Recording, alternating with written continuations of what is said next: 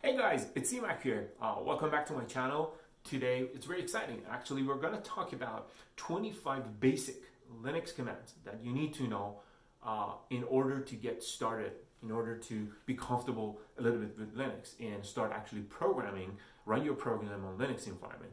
I explained in the first video that why you need to know Linux and why it's crucial for your career path to be comfortable with Linux, not just only Windows. So 25 commands. I'm going to share my screen and show you guys, what the command does, and then you guys can, practice the same command, come back to the video. It's going to be a very short video, I don't know, 15, 20 minutes. It's going to give you all the commands that you need to know in order to accomplish, your daily tasks, right? I know there's a lot of other commands out there. A lot of people might say, oh, this is not enough. But in my opinion, actually, you just need to know the basic commands, get started with it. Once you're comfortable with basic commands, you can move on to the advanced ones. So in order to start with your Linux, if you're a Windows user or Mac user, you have two options. The first option is to actually install a software called VirtualBox. So VirtualBox, install VirtualBox on your Mac or Windows. Then go ahead and download ISO file for Ubuntu. Google it, you'll find it. It's so simple. And follow the few steps. You can Google it. I'm not going to go through all the steps. If you guys want me to do it, I can, record another video and show you how to set up your Linux machine on top of VirtualBox. But it's so simple. I promise you can do it. But let me know if you have questions down below in comment section. I'll get back to you. But once you have Linux installed on your machine, then pause the video, go through the commands with me, and finish this video. By the end of this video, you will be, a good Linux user. You can run your daily programs and you can actually start building your Java, Python, Node, whatever program you're comfortable with, you can start using on Linux. Actually, Visual Studio Code for Node.js users, for Angular users, so Linux supports all of those, and you can actually install your Visual Studio Code in Linux. Eclipse for Java users, Python, same. So, all right, without further ado, let's get started. I'm going to share my screen and you guys can practice the same commands. Now, the second option, and actually if you have an extra laptop, an old laptop that you guys don't use, you can actually burn a new DVD or CD from that ISO and install on your machine. This is what I do. I also have VirtualBox. I have both options. And then you can have a dedicated laptop that runs on Linux. You have your Windows machine and you have your Linux machine. You can actually, and then in future videos, I'm going to share how to actually sync your code between across all your computers. If you have like 3 or 5 or 6, 10 laptops that work in here, you can always have them synced. I'm going to show you how. So let's get started. Make sure you practice these commands. Have a piece of paper, or just make a quick note that. For example, ls command, lists all the content of a directory. That's all you need to remember.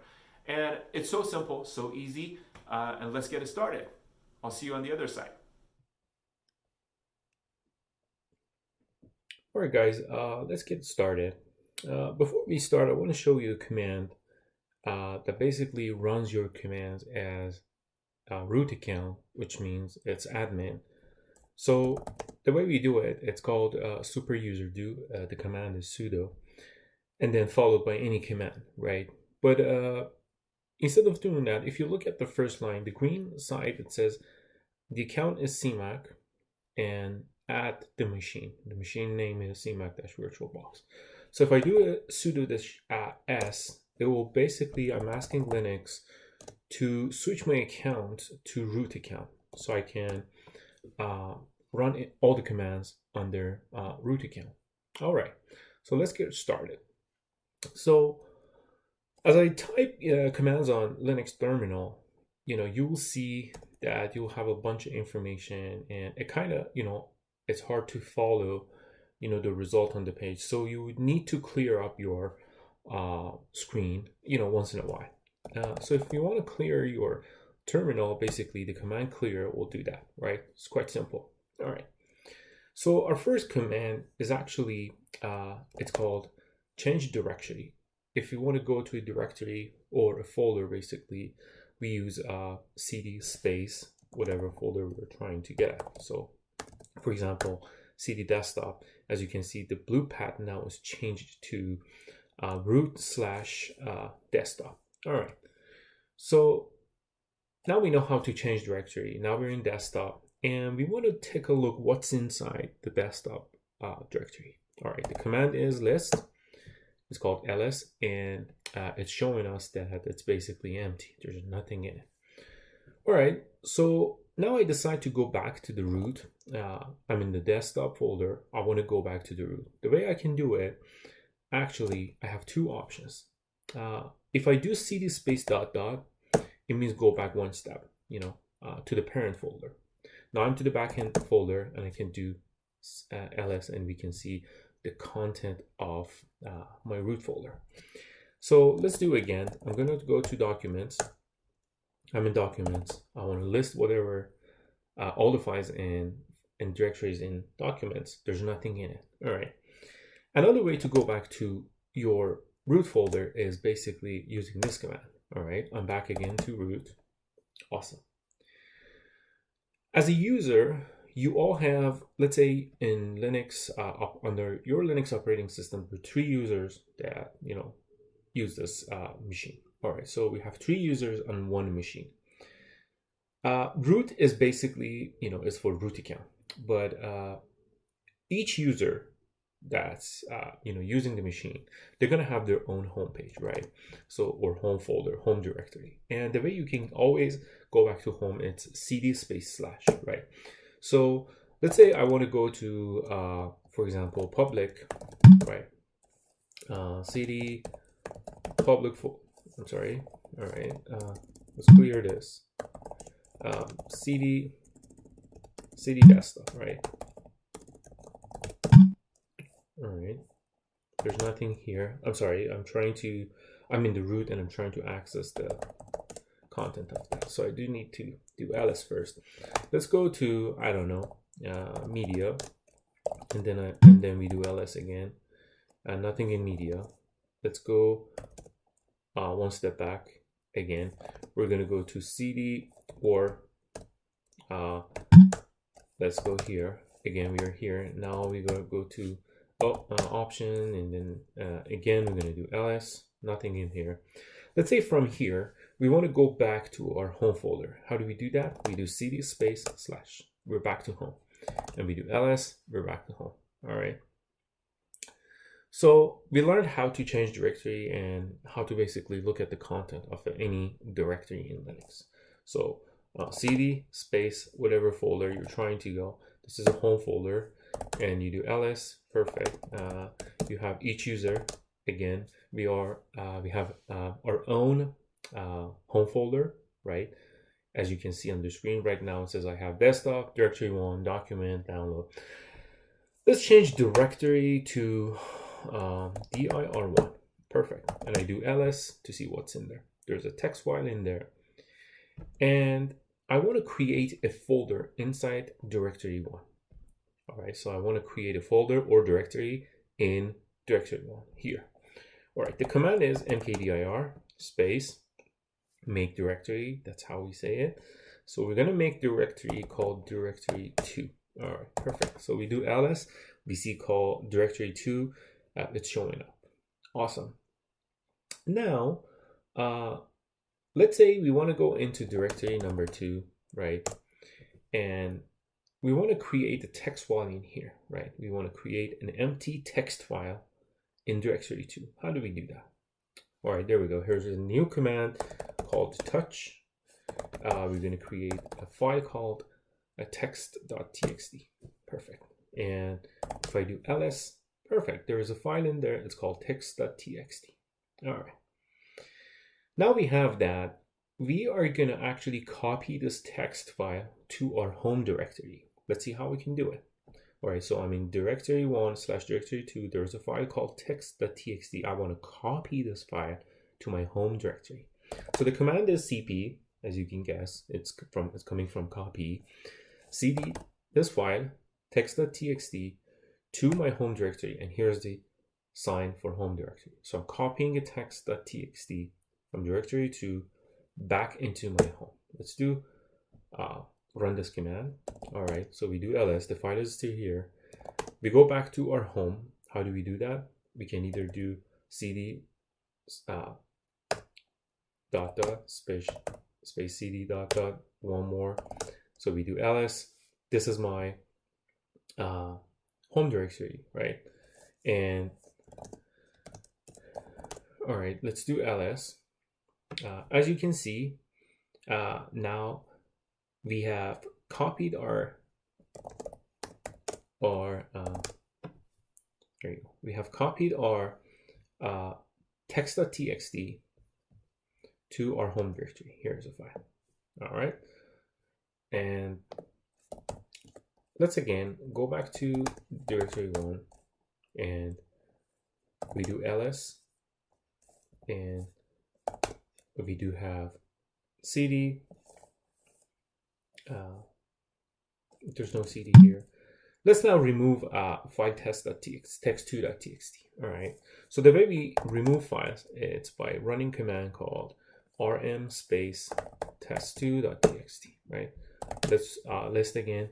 So command rm basically removes the file from a directory. All right. Let's clean up this space. All right. And we do ls.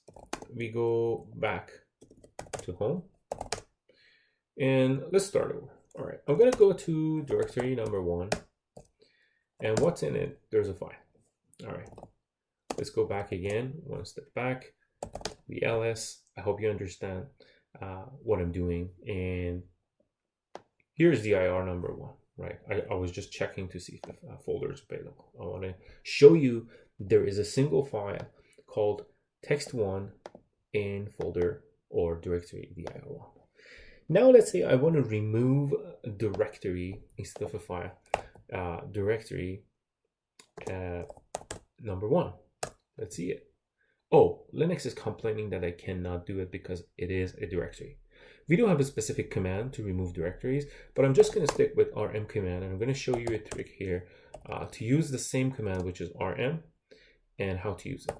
I'm going to tell Linux recursively go through directory number 1 and I'll remove all the subdirectories and the content of those directories by forcing this recursion, right? So rm space -rf space the directory with all the subdirectories that I'm trying to remove. You have to be careful with this command, and I'll tell you why in a second. Let's see if this works. Awesome. Directory 1 with the file inside of the directory 1 of the directory, which was test1.txt, and directory 1, they all have been removed from your computer. All right. Well, why this command can be dangerous? If you do rm-rf space / do not run this command, please. Do not run this command, because this is going to wipe your home folder. Basically, it's going to wipe your machine. So this is a very dangerous command. Actually, you should be aware of this command. If someone told you, hey, go ahead and do rm-rf / never run this command. It's going to wipe your machine. All right. So we learned how to remove file, how to remove folder. We copied file from one folder to another one. Now it's a time to remove a file, move a file from one location to another location. All right. So what I'm going to do, I am going to mkdir create a file called directory number 4. All right. We do ls, directory 4 is there. Let's go into directory 4. And by the way, if you notice, let me go back one step and do ls. So directory 4 is here. And if you notice, when I type change directory and I type di and then I hit tab, so Linux automatically completes that file name, because there's only one possible option for letters D followed by I, right? So basically Linux completes that. If I had directory number 2, Linux would complete up to this point, which is dir, and then it will give me an option, because it's going to say, hey, I don't know if you want me to pick number 4 or the other number. But since now we have only one option, Linux is going to basically select this file, and it's going to save me some typing here. All right, so you just type it, cd space di, right? And then you hit tab, automatically completes it. Now you know a new trick. All right, let's do ls here. The folder is empty, and I am going to create a file called mytext.txt. All right, we do ls, the file is there.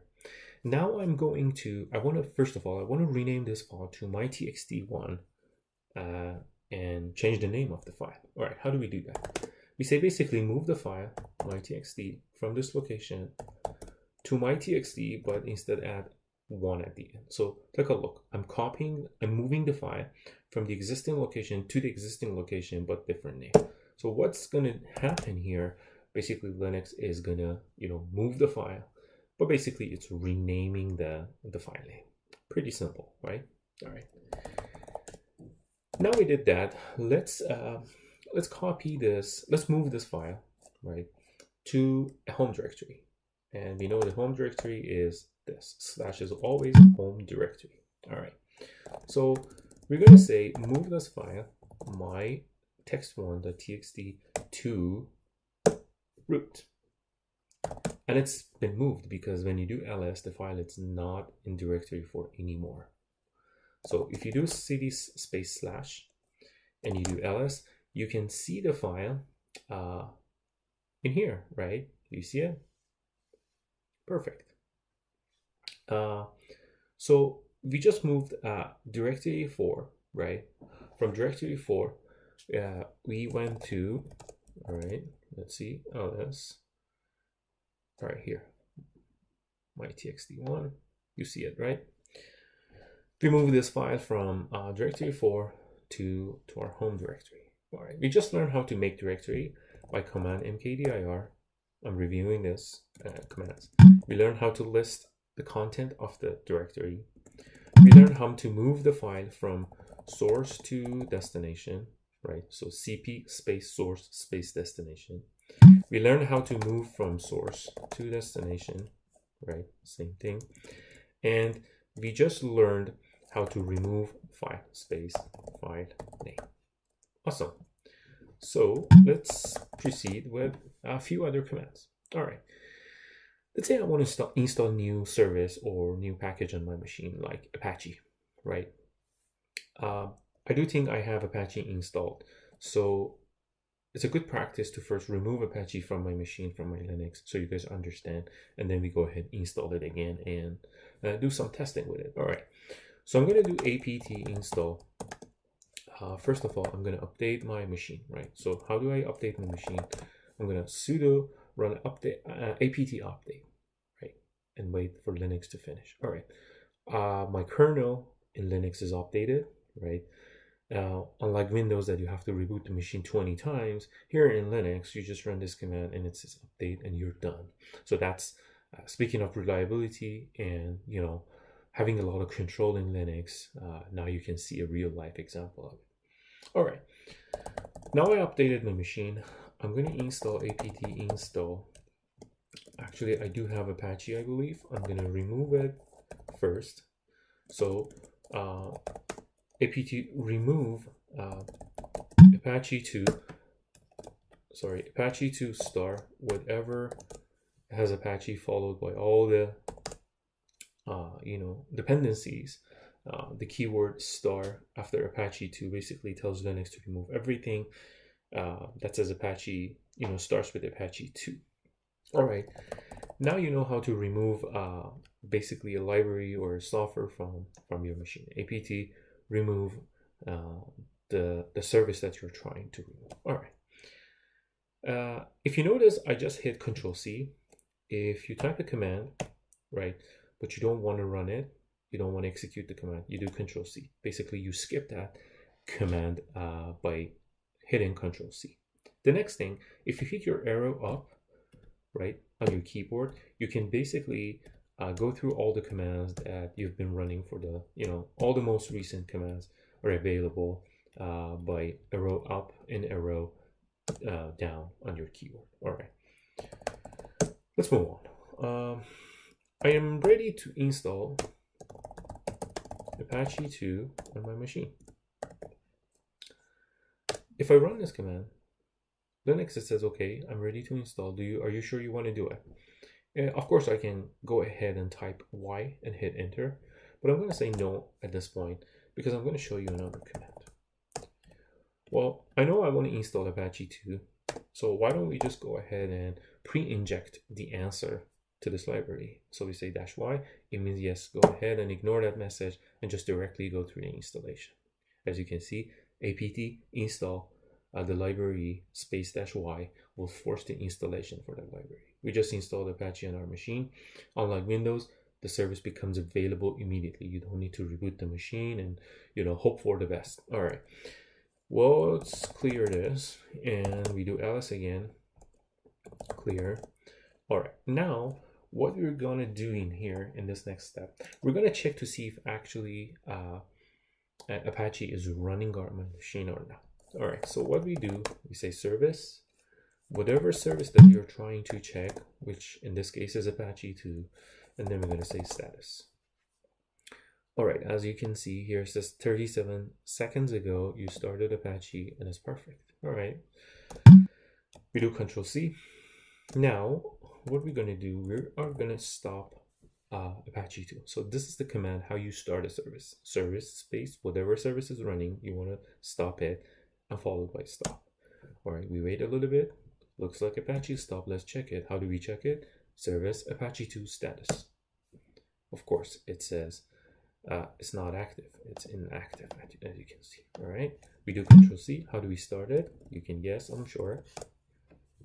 Service space service name space start. Let's see the status. Awesome. It is running right now at this time. So we just learned how to remove, how to install software on Linux, and how to stop and restart and check the status of a service. It's pretty cool, isn't it? Let's clear this. All right. The next command is called pwd, print working directory. All right. So for example, let's do ls here. I'm going to go to home, cd home, and then we do ls, cd cmac, and then we do ls, cd music, ls, it's empty. All right.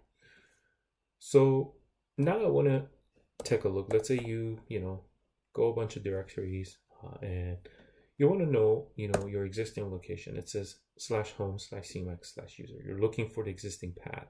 For some reason you want to tell someone to copy some files to this location. You do pwd. That will give you the current working directory. The next command is uname-a, which basically prints the kernel information of your Linux running on Linux 64. It's called CMAC Linux, whatever, VirtualBox, and it gives us this Ubuntu version 18.04. Very cool. All right, let's clear this. The next command I want to talk to you about, it is called basically a Nano command, right? Nano space. Let's go back to home directory. This is how we go to home. Go home. All right, ls. I'm going to go to cddir4. I'm going to ls, nothing in it. All right. So let's say I want to create a text file and put some, notes in it, some content in it. I have a few options. One of them is Vim. One of them is gedit. One of them is Nano. I'm going to use Nano as my primary text editor. All right, Nano test1.txt. Awesome. I'm in the text file, and I'm going to write this is and test from CMAC. All right, and I'm going to put a bunch of line here, and I'll tell you why. So I want to create a little bit, generate a little bit of content here so we can see what's going on. All right, so I'm done with the text file. I want to quit and save this file. All right. At the bottom, you will see bottom left, it says Control X will basically exit. I do Control X. It says you want to save, yes and no. I say Y, enter. All right. I just created a text file with a bunch of content with command Nano. Pretty simple. I'm going to hit arrow up and go back to my file, and I see my content there. Again, I'm going to do Control C.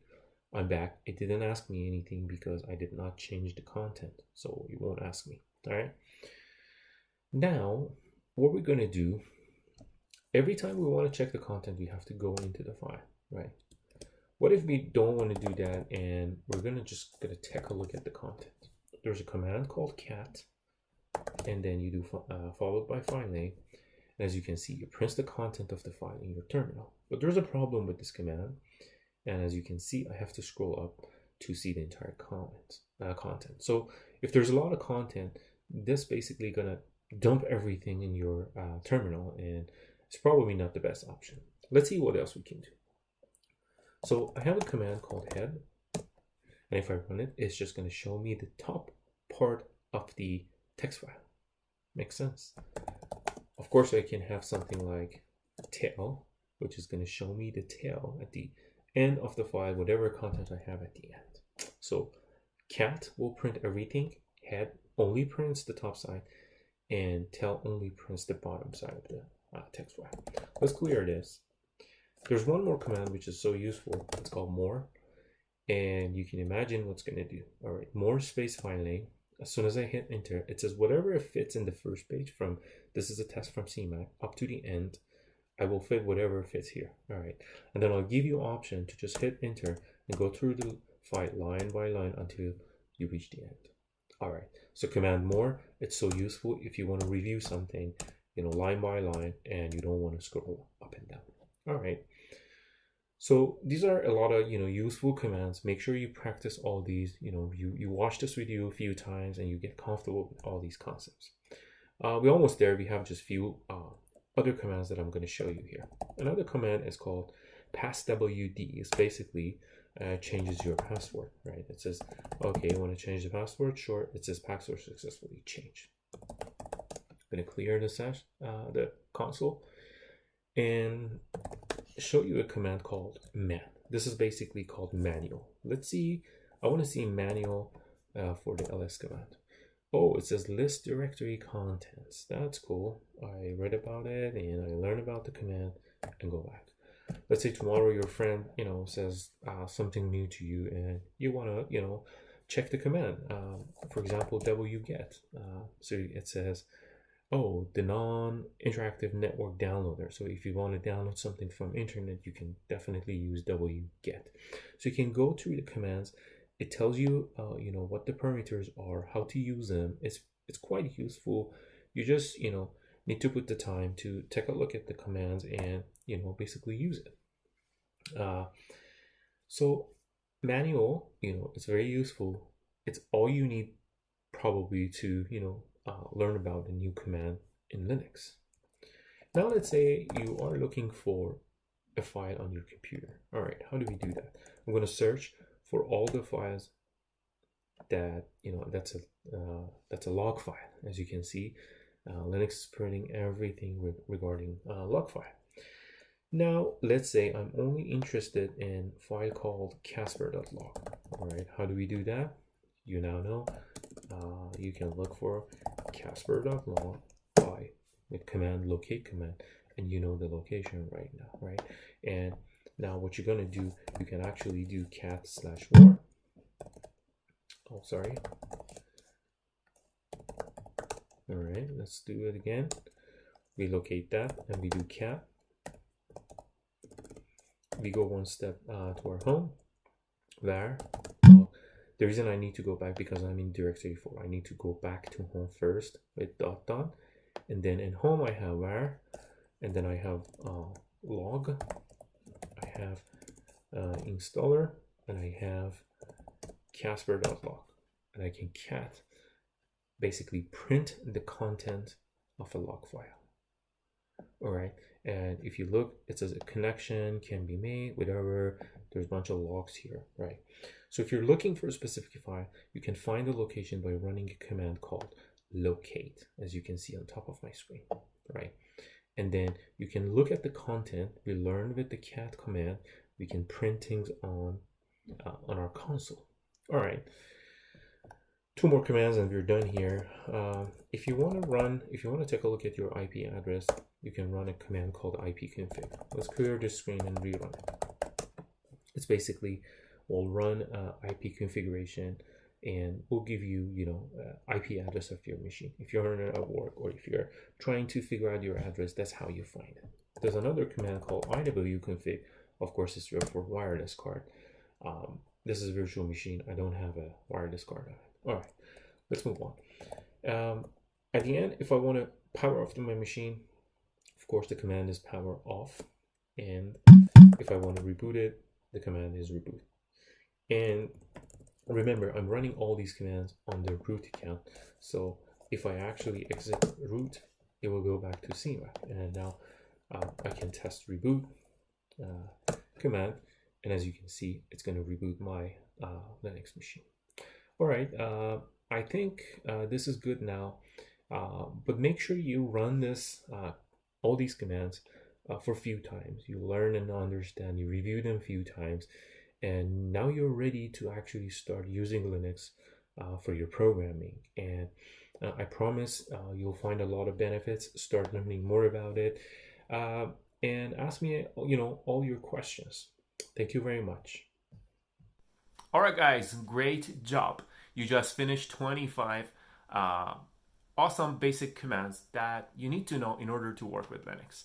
So I hope you like this video. Please like it down below. Leave any comment. I'll get back to you as soon as possible. And subscribe to my channel. There is a small bell icon. If you click on it, you'll get notified when I release new video. So we'll come back with more material, with more learning about financial programming and how to become successful. I hope to see you soon. Thank you very much for watching. Bye.